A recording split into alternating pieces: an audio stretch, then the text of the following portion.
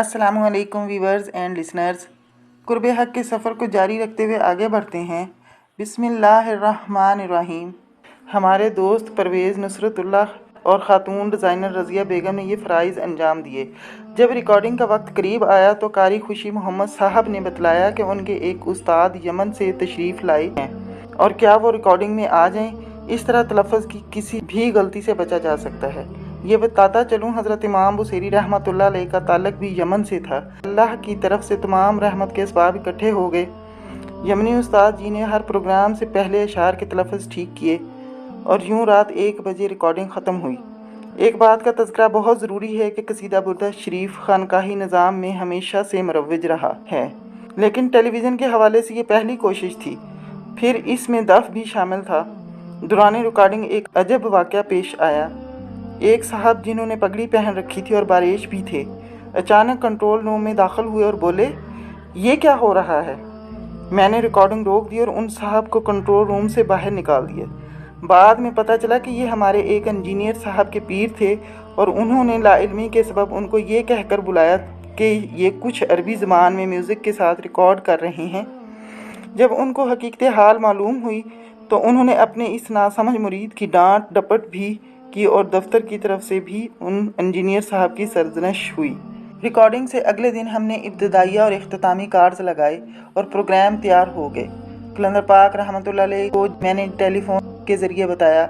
आप रहमतुल्लाह अलैह ने पूछा, सैयद बाबा किसने पढ़ा है? मैंने बतलाया। फिर आप रहमतुल्लाह अलैह ने हुक्म दिया कि इसकी VHS बनाकर मुझे भेजो, हम इसके ज़रिए फालिज के मरीज़ों का इलाज करेंगे। जब ये प्रोग्राम चलना शुरू हुआ तो लोगों ने बहुत पसंद किया। ये वाहिद प्रोग्राम था जिसका दौरानिया 5 मिनट के लगभग था और रात के ख़बरनामा से पहले नशर होता था। ये सन 1992 की बात है। पाकिस्तान में सिर्फ एक ही चैनल था और लोग इसके प्रोग्राम खुसूसन ड्रामे शौक़ से देखते थे। फिर कसीदा बुर्दा शरीफ तो रबीउल अव्वल के दिनों में नशर होता था, जब PTV से इस पाक महीने के हवाले से बेहतरीन प्रोग्राम पेश किए जाते थे और राकम की बहैसियत ड्रामा प्रोड्यूसर मशहूरी भी बहुत थी। अब लोग रोज़ाना 8:50 पर स्क्रीन के सामने महव हो जाते और आंखें बंद करके इसे सुनते और झूमते। इन्हीं दिनों में पाकिस्तान एयरफोर्स की ड्रामा सीरियल शहपर की रिकॉर्डिंग के लिए कामरा एयर बेस पर था।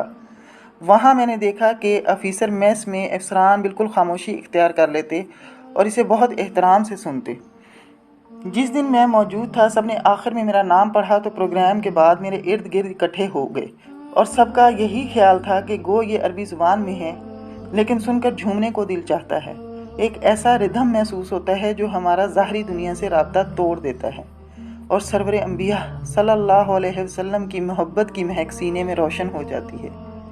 इसी दौरान मुझे जहाँ बहुत सारी टेलीफोन कॉल्स मौसूल हुई, उनमें एक कॉल एक सैयद साहब की थी, जिन्होंने फरमाया कि जब मैं ये सुनता हूँ, मेरे फालज ज़दा जिस्म जिसमें कोई महसूसात नहीं है, एक बिजली सी दौड़ जाती है। क्या ये मुमकिन है कि मुझे इसकी रिकॉर्डिंग मिल जाए? मेरी इस प्रोग्राम के हवाले से मामलत करने वाले सलीम शाह और हुसनैन मलिक ने अपनी मोहब्बत से कैसेट ख़रीदी और हमने डब करके तकसीम करना शुरू की। फिर क्या था, तांता बन गया। कलंदर पाक रहमतुल्लाह अलैह ने फरमाया, फालिज के मरीज़ इसे दिन में 3 बार 7 अय्याम तक आंखें बंद करके अल्लाह के रूबरू होकर सुने और हर दफ़ा सुनने के बाद आधा गिलास पानी इस तरह पिएं कि वो अल्लाह के रूबरू हैं और दिल की धड़कन से 3 बार अल्लाह कहें और बंद आंखों से 3 घूंट या 3 सांसों में पी लें। फालिज के मरीज़ ठीक होना शुरू हो गए। हर तरफ से आवाज़ आने लगी, हमें रिकॉर्डिंग चाहिए। हमने अपनी ज़ाती हैसियत से इसे पूरा भी किया, जबकि सरकारी सतह पर तलब सरकारी अंदाज से की गई। जल्द ही ये कसीदा बुर्दा शरीफ सुबह सुबह मस्जिदों से भी पढ़ा जाने लगा। फिर स्कूलों में बच्चों ने पढ़ना शुरू कर दिया। फिर महाफिल मिलाद की जीनत बन गया। बाद में मेरे ही साथियों ने इसे 3-4 ज़बानों में भी पेश किया, लेकिन कलंदर पाक रहमतुल्लाह अलैह ने फरमाया, सैयद बाबा, जो दर्द तुम्हारे पेश करदा प्रोग्राम में है वो कहीं नहीं, सिर्फ ये ही बाकी रहेगा। इस साल PTV अवार्ड की तकरीब भी मुनक़द हुई और मुझे इस प्रोग्राम के लिए नामज़द भी किया गया, लेकिन एक साजिश के तहत अवार्ड एक मजहबी गुफ्तगू के प्रोग्राम को दे दिया गया। कलंदर पाक रहमतुल्लाह अलैह मेरे दफ्तर तशरीफ़ लाए तो एक फ़नकारा काकी ने कलंदर पाक रहमतुल्लाह अलैह से कहा, आप रहमतुल्लाह अलैह तो फ़कीर हैं और आप रहमतुल्लाह अलैह के होते हुए सैयद साहब को इतने खूबसूरत प्रोग्राम पर अवार्ड नहीं मिला। آپ رحمۃ اللہ علیہ مسکرائے اور فرمایا، ہم اپنا ایوارڈ اپنے دادا سے لیں گے، اس دنیاوی مورتی کو لے کر ہم نے کیا کرنا ہے؟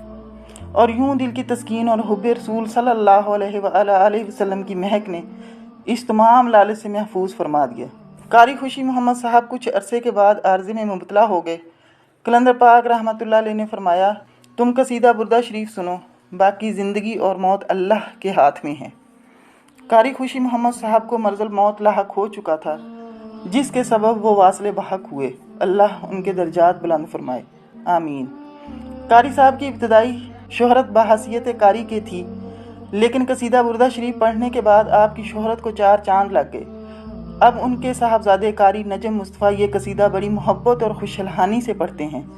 کلندر پاک رحمۃ اللہ علیہ ہمیشہ لوگوں کو یہ کہتے کہ سب قصیدہ بردہ شریف نہایت ڈوب کر سنیں، اور پھر بعد میں آپ رحمۃ اللہ علیہ سرکار نے نعت کے ذریعے لوگوں کا علاج بھی کیا۔ آپ رحمۃ اللہ علیہ اپنے گاؤں کے ایک نعت خواں سے ایک نعت ایک ہی نشست میں بار بار سنتے اور سرکار مدینہ فخر انبیاء صلی اللہ علیہ وسلم کی مدح سرائی فرماتے اور سراپہ نور صلی اللہ علیہ وآلہ وسلم کی عظمت خاص پر لوگوں کو مست کرتے۔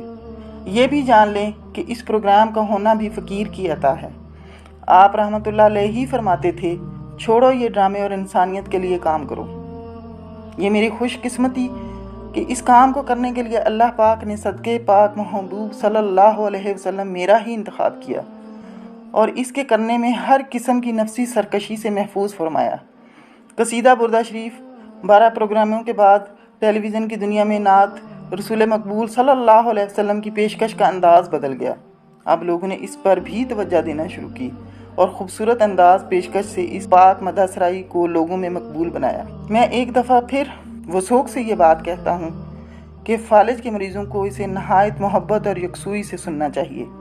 بیماری تو بہت چھوٹی چیز ہے، اصل بات تو حب اور مطابت سید الانبیاء صلی اللہ علیہ وسلم ہے۔ کسی بھی طریقہ علاج کو مروج کرنے کے لیے، اس کی مقبولیت کو ممکن بنانے کے لیے ظاہر کی کسی الجھن کو سامنے رکھا جاتا ہے، لیکن اس کا اصل مقصود باطن کی پردہ کشائی ہے۔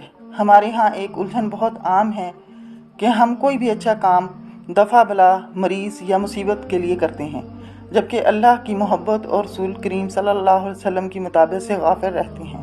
ذرا ملاحظہ فرمائیں، اللہ پاک کے حبیب صلی اللہ علیہ وسلم جو تمام کائنات کے خزانوں کے مالک ہیں، رحمت للعالمین ہیں، ہمہ وقت حصول قرب اور عافیت دارین کی خاطر اس قدر مجاہدات کرتے تھے کہ کئی روز کھانا نہیں کھاتے تھے اور روزے رکھتے تھے، اور اس قدر شب بیداری کرتے تھے کہ حق تعالیٰ کی طرف سے فرمان جاری ہوا، سورۃ طٰہٰ، اے نبی صلی اللہ علیہ وسلم، آپ پر قرآن اس لیے نازل نہیں کیا گیا کہ اپنے آپ کو اس قدر تکلیف میں ڈالیں۔ ویورز، آج کے لیے اتنا ہی، انشاءاللہ اگلی ایپیسوڈ میں ملاقات ہوگی۔ اللہ حافظ۔